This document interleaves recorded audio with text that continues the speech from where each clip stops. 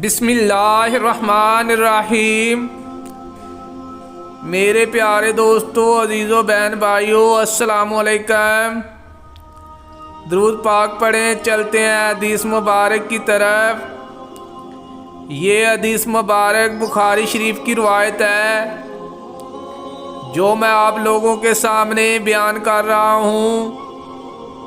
حدیث مبارک کو آخر تک لازمی سنیے۔ ایک صحابی نے رسول اللہ صلی اللہ علیہ وآلہ وسلم سے پوچھا، یا رسول اللہ، کون سا صدقہ افضل ہے؟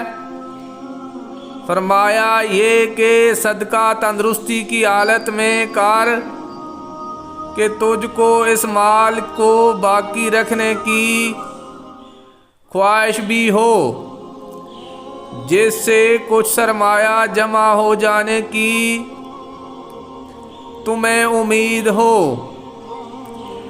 اور اسے خرچ کرنے کی صورت میں محتاجی کا ڈر ہو، اور اس میں تاخیر نہ کر کے جب روح حلق تک پہنچ جائے تو کہنے بیٹھ جائے کہ اتنا مال فلاں کے لیے فلانے کو اتنا دینا، اب تو فلانے کا ہو ہی گیا، تو دنیا سے چلا۔